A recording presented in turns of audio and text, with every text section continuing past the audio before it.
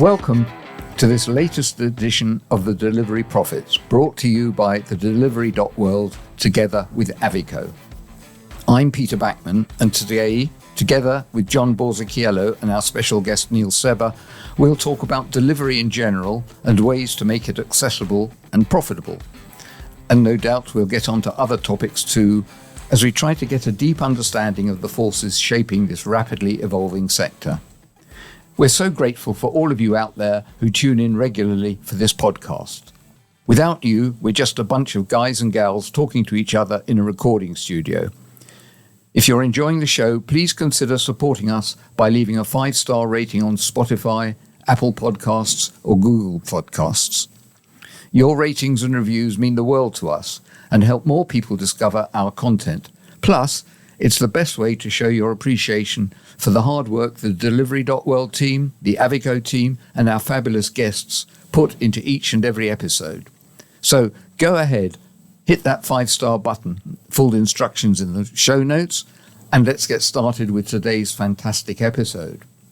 But before we get really stuck in, John, my children are off my hands, so there's no more going back to school anguish, concern over exam results, deciding what career to follow, all those sort of things. I know these are still things you have to cope with, and maybe your life is more complicated as a result. What do you think? Well, Peter, they've been back at school now, 3-4 weeks. I've got Charlie that's 9, Harry that's 6. So they're off my hands after the summer holiday, is the way I look at it. Back into education, back learning, and actually enjoying school, back with their friends. Although, as you'll be aware, Harry's come home with a cough, which normally happens when they're all back to school, all intermingling, having a good time. It's nice. But can't we tell autumn's coming now? It's getting dark at night. I ordered the logs last night, ready for the log burner. So, yes, I know it's when it's autumn when my wife says to me as I'm coming home, it's dark tonight, as if this is the first time it's happened. Definitely. Not time to put the heating on yet, though, Peter. I'll make sure. Well, the 1st of October. Yeah. That's when it goes on. Ooh, I'm going to hold on for a little bit longer if I can. Oh, right. Okay. Well, you're coping with the electricity bills is a challenge nowadays as well. Absolutely. Definitely. So it's probably time to get the show on the road. I'll set the scene with some additional thoughts that we can all discuss and perhaps pull apart. I got to know our guest today when we both realised we were collecting highly detailed data. In our case, it was all about data that measured the impact of working from home. That's by way of introducing the topic of data. The delivery business spews out data, gigabytes a day, and yet very little gets published about the business in aggregate. How big it is, how many users it has, whether they're regulars or irregulars, who are the leaders, both delivery companies and operators, how many sites offer delivery, regular restaurants and ghost kitchens, how are these things changing? And much more goes unreported or only partially reported when some company issues a press release in support of some activity. I know that some of this information is confidential, but in aggregate it isn't.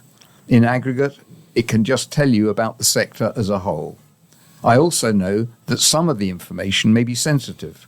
Perhaps it highlights an issue that some people think ought to be hidden. But, as the saying goes, sunlight is the best disinfectant. Why would anybody want the data? Well, I can think of several reasons. People seeking a career might like to know how restaurant delivery compares with competing sectors. Do today's trends point to better long-term employment prospects, for example? And another reason. Suppliers definitely want to know what opportunities await them in the delivery sector.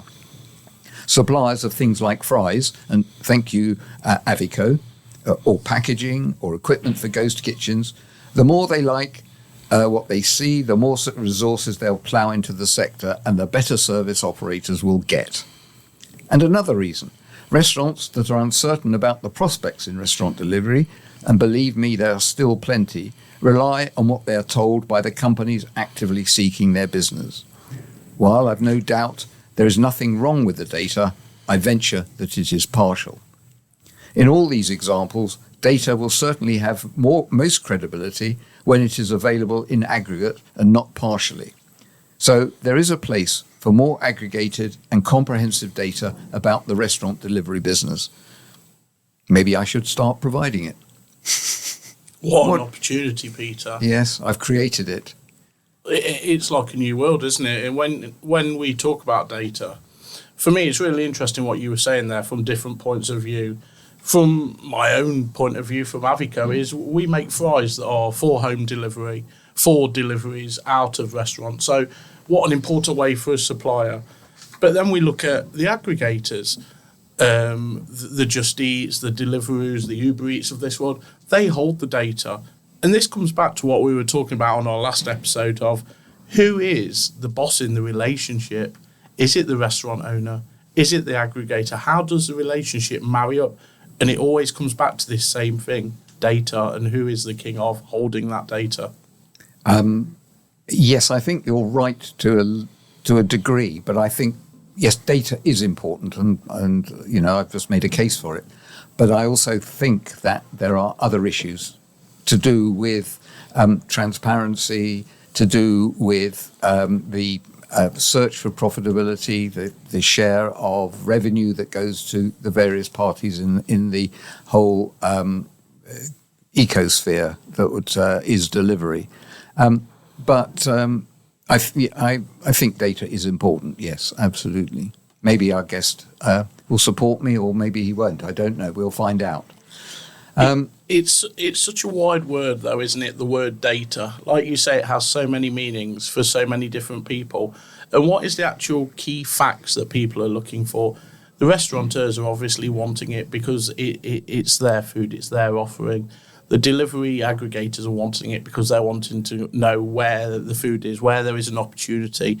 The suppliers, it goes on and on, Peter, doesn't it? But ultimately, what is the data? Where does that? And that's what's worth digging into, I think, a little bit. Right. Well, if you and I dig into that now, we're not going to be able to talk to our guests. Definitely. So let's introduce Neil Sebba. Welcome. Thank you.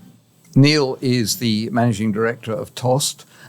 For those of you who don't know Tossed, and we have an international listenership, so not everybody will be familiar with Tossed, but maybe you can give us a 30-second rundown on Tossed, so that just to get the context right. Sure, no problem. So Tossed is, we operate under a strapline of food to make you feel good. Everything we make in our store, you order at a tablet, be that your own phone or at a tablet in one of the stores. Predominantly, we sell fresh made-to-order salads, wraps, smoothies, juices, and hot food. Everything is fresh made-to-order, as I say, so the idea being it's healthy because it's time between being an ingredient and being in the bowl is as limited as possible.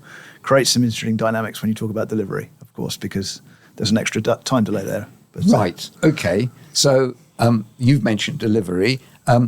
What's in your background, or possibly the background of Tossed, but let's look at your background, that got you into delivery in the very first place? I mean, I've been with the brand Tossed for 14, 15 years, and since before delivery probably even really existed. So I've only really operated in it with this brand.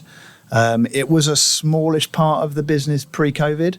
And then when we restarted the business in the first lockdown, I think it was basically our only business because we had nobody in central London, no office workers, no residents. Everybody was locked up at home. So we were trialing a delivery-only model. Obviously, that wasn't what we wanted to do, but that's where we started our business.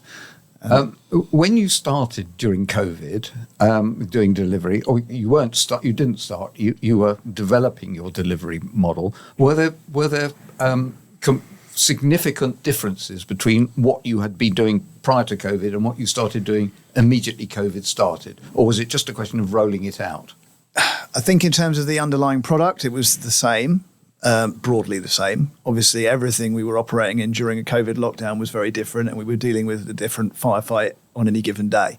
So I wouldn't isolate any of that being down to delivery. It was more down to whatever the regulations were at the time, and can people stand close to each other to produce stuff, and how do you operate a store in a safe way? We actually had, two different teams running shops. So one would do lunchtime and a totally different team would do evening. So if there was a case in one team, then, the other team could drop in and that kind of thing. So we were operating in obviously what feels like a very different environment to now, thank goodness. And there's almost like a bit of a funny bad dream, I suppose. But Well, it is, and I hope we don't have to ever revisit it. not quite. I don't know if we could. But anyway, so COVID, you were doing delivery. COVID came along, and it changed it because it was your lifeline. Yep. And then what happened? Well, delivery, as I said at the start of COVID, I suppose, was our business, and then as the lockdowns eased and then came back in and so on and so forth, the delivery was kind of a constant presence in the business. And I think I actually pulled the data. We'll come back to data in a minute. I pulled the data earlier today just to have a little look. And once we got up to a critical number of shops, the kind of number we've got now, we seem to have 12. So I think we got up to 9 or 10 fairly quickly. Once we had that number of shops with that kind of central London radius covered, the delivery numbers have actually been remarkably consistent across the whole, whether we were in a lockdown, we were not in a lockdown, whatever. And it's interesting when you talk about the data, because from our perspective, the power doesn't sit with the restaurateur. It sits with the delivery platform in the sense that we don't even know who we're supplying to. So if we were selling 400 delivery, I don't know what the numbers were, but 400 delivery orders one week, and then we were in lockdown, we're still doing 400. You assume you're not sending them to offices anymore. You must be sending them to people's homes, but you didn't know. All you know is it's coming out of that same store in Clerkenwell and it's going to people. And so we never knew. So we've always been operating in a little bit of darkness. And I think that continues to be the case. Some of the reasons that you alluded to. I think the operators are quite protective of their customers, and as in which brands they have, and obviously which customers they've earned onto their platform. And there's reasons why they do that. But it is quite difficult as an operator to know whether you're really hitting the target market you want to go after, how you would change that, and whether you're doing better or worse than your competitors. You just don't really know. You just kind of operate. With regard to, Neil, you say you opened in the first lockdown, so it was a delivery-only model. Was there a lot of support from the aggregators to you as a business opening and really going for it with that? And how does that compare to, let's fast forward to today, and the support they give you? What could the aggregators give you more to enhance your business? At the start, whenever it was, when did we start? September 2020. The market was still relatively closed. We tried to get back and open quite quickly, so they were supportive of that. The economics not necessarily any different to what they are now, and in terms of support we get now, they're all fairly supportive of what we're doing. They're happy to have us on the platform. They're happy to provide us with data, with a lot of data about how our individual brand performs, what our order volumes are, which stores, whether tablets are off, all this kind of data. But it's very insular on us. So we can see if we have an operating problem, but we can't necessarily tell if we have a marketing problem. And that we then have to discuss with our account manager. You get an email, you're up 5% this week. Okay, is that good or bad? I have no idea. And you get some anecdotal comments, but of course the world moves so fast, and they're happy that they're focusing on their overall whole as well. So I think you certainly don't know more than you don't know, if that makes sense. And like you were saying, you want to grow your business. So if you do a marketing campaign, you want to know, has that been successful? How could we improve on that? How ultimately can we bring more customers to Tossed? Yes. And if the aggregators, and Peter, this goes back to what we've said before, is yes, they'll give you what you want to know, but how do we get to this place where actually what the restaurateur needs to know from the aggregator along with the consumer, some joined up thinking somewhere? You get some campaign feedback. So if you do like a promotion on an item at, I don't know, 20% over £20 or whatever it might be that you're running, they will give you the data on how many click-throughs you got on that banner ad, whether it was successful. So you will get your granularity performance on that advert. Of course, you still don't really know whether that's good or bad. It's quite difficult, but I'm not sure that's any different to your walk-in sales. Like if our walk-in sales are up 20% this week, do we know is it because it's sunny? Is it because people have gone back to work because there was a tube strike last year and there isn't one this year? Whatever it might be. To your original point about it, there's a lot of data out there, and working out what's important to you and how you analyse it and how you move forward with it, or not just spend your whole time looking at a spreadsheet, is quite tricky. And perhaps delivery, they have too much data. I don't know. Well, there's undoubtedly a vast amount of data. Being nerdy about it, those are individual numbers. Putting numbers together so that they provide you with information is more challenging. And then having that information and having it within a wider context is, I guess, what the sort of thing that you're looking for. Yeah. And you've made the point that, yes, it applies to delivery, but it applies to your own business as well. But what you have in your walk-in business is you see the customers, you see whether they're smiling or whether they're coming in rain sodden clothes or whatever. But if your total view of the information is what you see on a spreadsheet or on a printout, isn't the same help in understanding what's going on. No, because you don't really understand what that buying decision was based on. So you don't really know how to market to it. So I don't know whether that £50 order went to a very small office who was decided they were buying it by the office manager, or to a family of four. Right. And it's a totally different buying process, isn't it? Of course. We opened into the evening, which pre-COVID we virtually never did with any of our stores, and we do decent numbers on delivery in the evening now, but we don't really know who we're selling it to. Mm-hmm. If we can change the subject slightly, and we can always return to this anyway, unless John's got anything immediate that he wants to ask. I'm very intrigued by the fact that you do a lot of fundraising through Greenhouse Sports and other things, and that says to me you're being a good corporate citizen. You're aware of the world and you're doing the right thing. How does that get expressed in delivery? Will you be doing more of it because of delivery, or will you just be doing more of it, or will you be doing less of it? I mean, I'm just interested in how it all fits into the delivery space and what you're doing generally. Well, I'm not sure that the delivery space and the corporate social responsibility side of things is such an open, wide field. In terms of the actual charitable fundraising that we're doing, I'm not sure the two necessarily interplay particularly.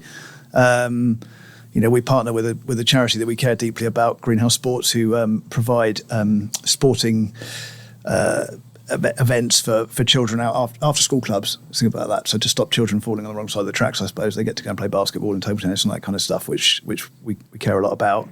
I've done quite a lot of running events for them this year, including running between our shops, at which point I decided that it really would be better if we didn't have a delivery kitchen over in Canary Wharf, because it's an awfully long way to run to shop number 2. But anyway, how delivery interplays with that, I don't know, other than raising the profile of the brand and getting us to guests that we wouldn't otherwise be part of. We don't actively promote anything different from a corporate social responsibility side on delivery than we would in the store anyway.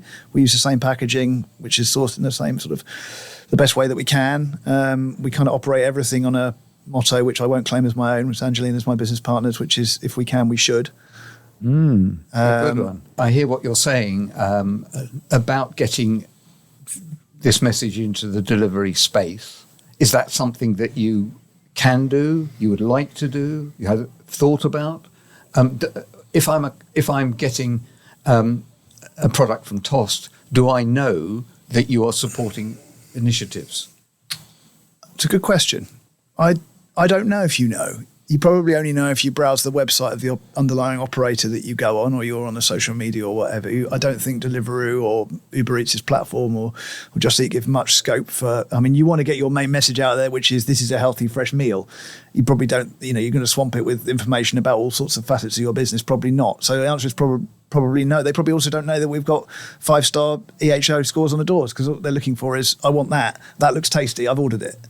I suppose you could speculate, though, that a lot of your customers are interested in your support. And it's not only Tossed. I mean, lots of other businesses are also supporting all sorts of activities. And that will, to a degree, influence people actually walking into a restaurant, I guess. Yeah.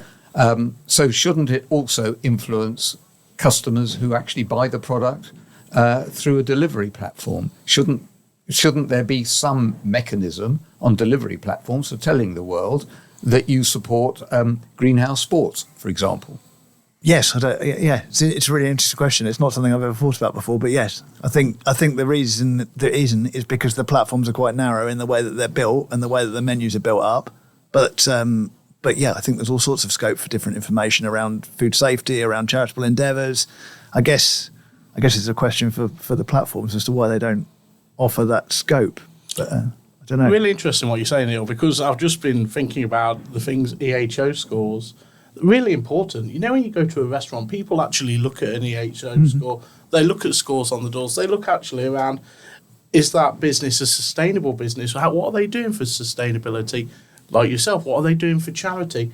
And actually, it does come back down to the platforms. What can they offer you? Because these are messages that I'm sure people want to know. People make life choices because of sustainability, because of scores on the doors, for example. So it's a really interesting point that actually the platforms could use this in a different way. And this is important information for a business owner of, how do I get someone into my business? Yeah. I've worked a couple of stints with one of our providers as a delivery rider. Some of the places the food is coming from, they have the minimum health standards, and that's fine. But yeah, I think it's for certain guests it should be of interest. It definitely should be of interest. So changing the subject again, do you operate dark kitchens in any form? So we toyed with the idea pre-COVID. We didn't do it. We took a store in near Canary Wharf that I mentioned earlier. It's not a dark kitchen. I would describe it as a light kitchen in that it's a shop. It's in a residential area, so it doesn't have an awful lot of walk-in. It's not our main type of location. It exists predominantly to serve delivery to the Canary Wharf area, but I don't want my team working in a dark kitchen. If I won't work that myself, I don't really want somebody else to work there. So I just don't really go in for the dark kitchen things. No slight on anyone that does. That's, everyone makes their own choices. But our inverted commas dark kitchen has a view of the dome, so I prefer that. Yeah, absolutely. Look after the staff. Yeah. Well, yes. It's hard enough to retain people as it is, so let's not put them in a box. With regard to your split, Neil, we've been talking a lot about delivery, but going back to your restaurants, the restaurants are where people can see the food. They can order it on a tablet. They've got the atmosphere of the staff. You get to understand them a little bit. How can you transfer that in the future to delivery? Because we all know it's on an upward scale. It's not going anywhere. And what you say is, I've been into a toss and you see all the food and it's fresh and it looks fantastic. When you order on an app, you never get the same when you deliver.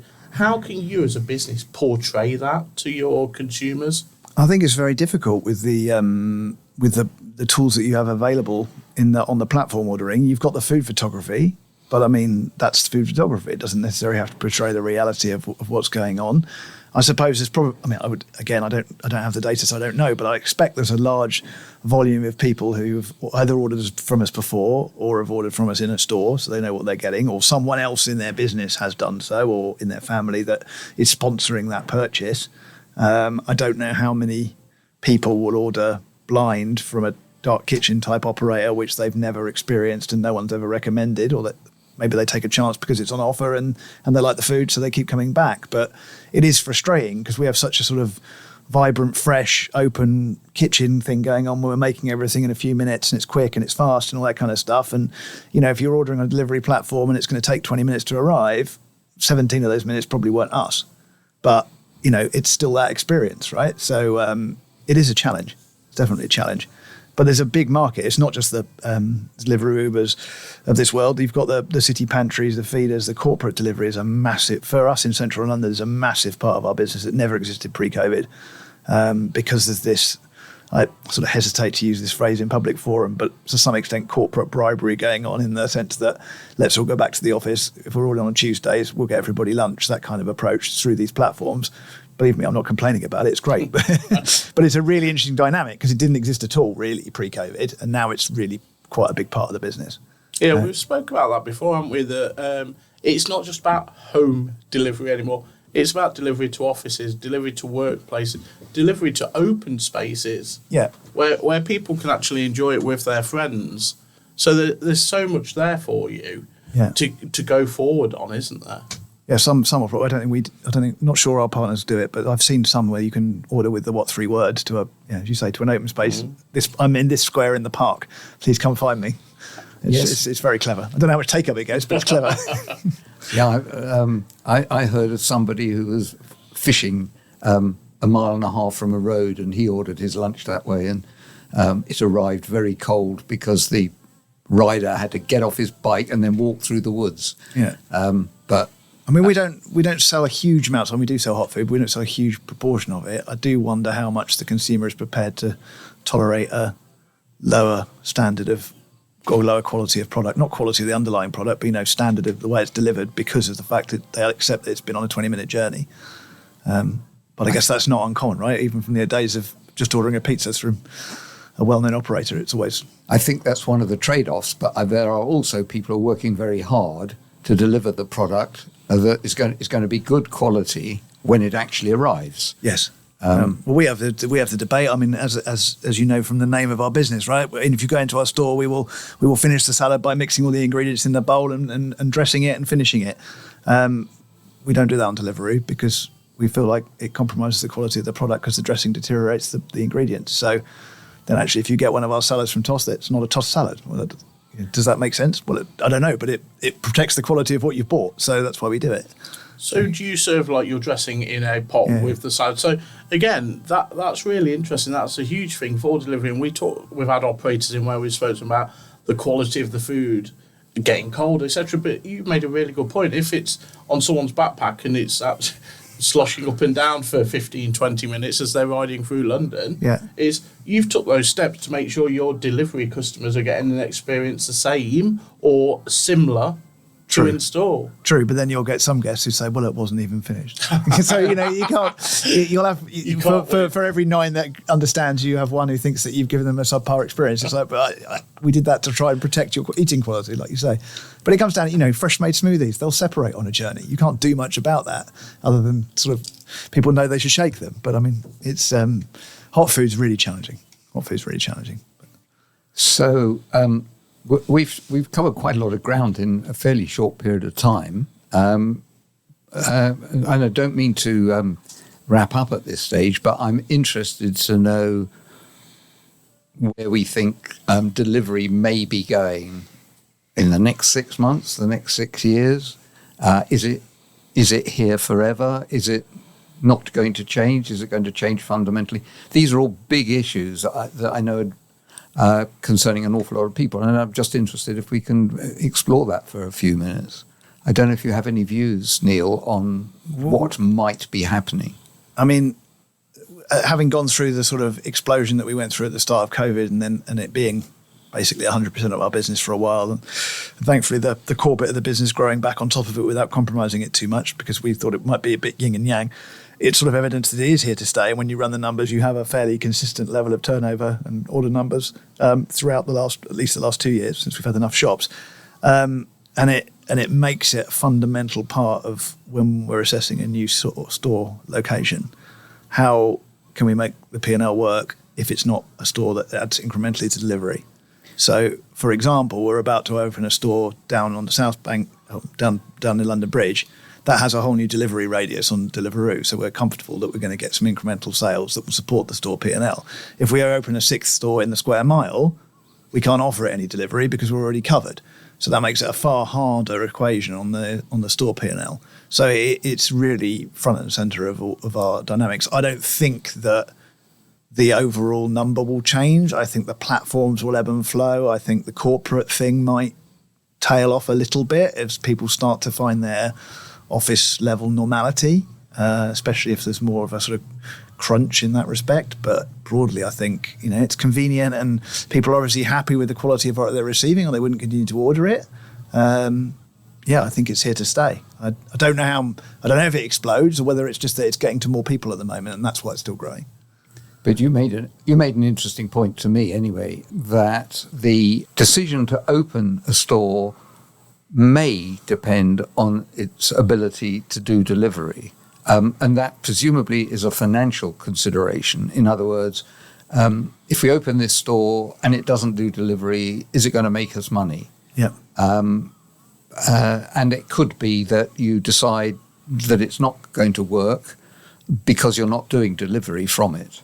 It's also even more nuanced than that, I think, is that to the point you were making earlier about visibility and data, if I look at a new store location in an area of London that I don't currently service, I can go and stand outside it at lunchtime for a few lunchtimes and see the footfall and look at the people and see whether they look like our kind of people. And obviously you can pull data on offices around and all that kind of stuff. It's very difficult to forecast what the delivery number is going to be. The delivery partners will try and help you, but not with any great level of detail, or indeed certainly any level of certainty. So you're shooting blind on what's quite an important part of your P&L. It should be incremental sales. It's hard to make a full delivery P&L stack up for us, but it's certainly very important to success or failure. Well, you could make it stack up if you just had a dark kitchen, but you've explained your position on that. Well, it's also partly for that, and partly, but even from the one with the light kitchen that we operate, the margin side of things is much harder to stack up on delivery for obvious reasons. So the amount that you're charged fundamentally, it helps to decide whether you should be opening a restaurant or not. Yeah. Being crude about it. Yeah, it's a top up for us. It's a top up revenue stream, a big top up revenue stream, but it's at much lower margin. So we couldn't, we can't stack up the P&L on it very easily by itself, unless you were in an absolute dead cert delivery area, which, even Canary Wharf can have weeks where it's a challenge. Really interesting that, Neil, when you come to the delivery piece. And what fascinates me, talking from you today and listening to what you're saying and talking to other operators of, the platforms are charging a percentage and everyone charges a different percentage and everyone needs to make money. But surely to give a little bit back to businesses so they can then operate in areas that aren't as successful, they can make it work for everyone. You would certainly think so. Really interesting, Peter, that one as well. It is, isn't it? It's a very good point. I'm fairly sure if you skewed if you look through the percentages across the size of the brands, you might find some interesting patterns emerging as well. Definitely. So we've got a future where there is delivery. It's going to ebb and flow. We've identified some improvements like better, more visible data, or data that gives you a better visibility. We've talked about the opportunity to open more restaurants by getting the numbers right. That says to me some sort of not necessarily hugely dynamic market, but a market that is suitable for evolution. So it will be different in 3 years' time. Definitely. It's today's been very eye-opening, Neil, very eye-opening. It's been interesting how you operate with your light kitchen, the delivery model that you use. It's a big part of top up to your business. But there's something missing. There's something missing somewhere, and it's putting your finger on that. So again, I'd like to change the subject again, and that is one of the underlying principles of delivery, if you like, is technology. It wouldn't work without technology, and the application of technology, as I've said many times, is in a sense problematic in the restaurant industry, because that is all about hospitality. It's all about personal interaction, and technology, in a sense, is the antithesis of that. So I'm interested to know how restaurants such as yours, businesses such as yours, cope with technology, whether it's in the front or it's in the back of your mind anyway, when it comes to how you operate generally and how you operate in the delivery space. So technology, how do you cope with it? Well, we've always been quite aggressively sort of forward-thinking / embracing it, I suppose. I don't know if you know, but we were actually the first restaurant business in Europe to go completely cashless with the ordering point. So the kind of kiosk ordering points that you see in, well, everywhere now, all the household brands, from McDonald's down, I suppose. That's amazing. We were the first people to go live with that in 2016. I think there was one business, Panera Bread, in the US that had done it just before us. We developed it with our EPOS provider at the time. And it was really exciting to pioneer that. Very, very difficult to pioneer something like that, especially when you're a fairly small brand, but a hugely valuable experience, much easier to be second. But we did that fundamentally because we needed to move. Everybody thought we were trying to cut labour. Actually, we weren't trying to cut labour. We had a problem because we were ordering at the till, Someone was plugging all the orders, sending it to the kitchen. Someone in the kitchen was making it, and it was inherently inefficient. We needed to move all our labour resource onto production to be able to serve people in the very narrow lunchtime window that is our prime trading window in central London. And it's been proven to be the right thing to do in the sense from an operator perspective and an accuracy perspective as well. So the guests are getting what they want, but it is a very, very difficult thing to get right. And very difficult to get the service right. I think one thing we've always tried to ensure that we do is we have a host role. They're responsible for making sure that the orchestra of the guests walking around the shop is operating properly.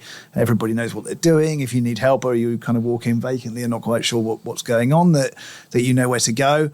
And that the click and collect orders know where they're going, the delivery drivers, et cetera, et cetera. So that's very important to us. Obviously, it's become easier and easier for us to have it in our stores because everybody else is doing it too. And everybody else has sort of worked out that it helps them as well. I think it's really interesting when you get to see operators that primarily were doing grab and go, also doing tablet ordering. So that becomes really quite something. For us, it was always about having the labour deployed in the right place, which is making the orders as quickly as possible, because fundamentally our USP, of fresh made to order, is also our biggest challenge. But we're quite unique in that respect. Most people have given up trying to do fresh made to order, I think. John, as a chef by training, by background, did you ever think you would be talking about tech in your professional life, or is it an obvious one? I didn't, if I go back to when I trained as a chef, which was quite a while ago now. No, when technology's always been there, hasn't it? Technology has evolved over the years, whether it's from something as simple as a waitress writing an order at your table years and years ago at pubs that you don't get anymore. It's either done on an iPad or you go to a till and order. So the order goes through to the kitchen by printer. So technology has evolved. But what you guys have done at Tossed is actually game-changing, because there was a real reason behind why you needed to do it, what you needed to achieve. And now you're seeing the results of that. And you're also seeing other people in the industry doing the same thing, having the touch points. So the app, you have the app, don't you, where they can order? Does that integrate into your system as well, into the same EPOS? And how does, I guess, a third-party platform also plug into that? Well, it comes down to which EPOS you're using. Okay. We actually changed EPOS providers when we started again after COVID. One of the primary reasons for moving was that the tech that they had was device agnostic. So whether you were ordering on your mobile phone, your laptop, or indeed on one of our tablets in the store, it looks exactly the same loyalty, the same everything. And that was very important to us from a customer facing. How well that EPOS then integrates with the delivery platforms and all that kind of stuff, it depends on where they are on that particular journey. Ours is pretty well integrated. They're very good. So if you're with the right provider, I think it helps. And it's become less. When we first started down that journey, it was sort of almost proprietary between us and our EPOS provider at the time. That's obviously become less of a thing. It's more down to it's the EPOS company's software, and you buy it and badge it up yourself, much like you effectively do on Deliveroo's ordering platform. It's got your livery on it. We work with them. There's Vitamojo we use now. We work with them very closely on development. We like pioneering new stuff with them, and we have a really good relationship, and you end up with the right results, hopefully. There's a lot of angles on tech that are still in their infancy that I don't know whether they, the kiosk ordering points is much more developed, but there's a lot of things. I remember, Peter, I know you're talking at lunch later in the week, as am I, and I remember last year they're getting sort of people coming up to me talking about like operational tech that will video how your team are moving around the store and how they're moving efficiently and all this kind of stuff, and I kind of think, I don't know whether that stuff will take. I get the principle, but I don't know whether that stuff will take off, because apart from anything else, I feel like the team would resign if you turned it on right. Yeah. You walked from there to there very inefficiently. It might be a step too far, but there's huge potential with AI and robotic arms, all these kind of things. They sound very exciting, but I don't know. The guest-facing stuff has always been the most interesting for us. So the customer is paramount. The staff are hugely important. Tech has got to take its place in the queue, I guess. So, but tech can also be, like you say, very helpful. A booking reservation system now, and there's lots of them that can be used by consumers for, OpenTable. What a classic one is, you can just go on your phone and book a number of restaurants. But there's also, I was talking to a lady a couple of years ago, Amber from Bums on Seats, and they actually work with restaurants for their bookings, and the booking systems they use enable restaurants to make sure that actually we've got Christmas dates we need to fill. And that's the technology that helps restaurateurs. That's actually giving them something, and it's a real valuable thing that they can see rather than just something of what's in the future. So we started with data, we've ended with tech. In between, we've talked about being a good corporate citizen. We've talked about light/dark kitchens, and we've talked about the future of delivery. So a question for you, Neil, is there anything that we haven't yet said that you think ought to be said in this space? Is there anything you want to mention about Tossed that you haven't? No, I don't think so. I think we're operating in still a hugely dynamic marketplace. I think being a central London operator has potentially been the worst place to be for the last 3 years for many reasons in terms of sort of COVID unwind and strikes and all that kind of stuff. And I know we're sitting in a train station. The irony is not lost on me.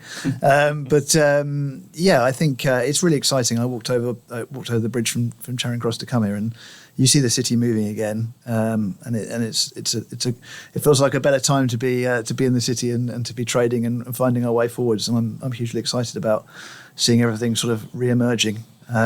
That's a very positive note to end. Neil, if anybody wants to find out about Tossed, they can go to your website. Yep, they can. Which is? tosseduk.com. And if they want to find out about you, you're on LinkedIn and all those. I can't imagine why they would, but there's very few Neil Sebbas in the world. I think the other one is a guitarist in America, and that's not me. So okay, you can work out which is which. So thank you very much. So a big thank you to Neil for taking time out of your busy schedule to join us today, and all the very best. Thank you. Here's a reminder that whether you're a delivery company, a marketplace app, a technology company, a restaurant owner, investor, or simply someone who loves to order takeout, the Delivery Profits is the perfect way to stay informed and ahead of the curve in the world of food delivery. You'll find the Delivery Profits on Spotify, Apple, Google, or the other places where you normally get your podcasts.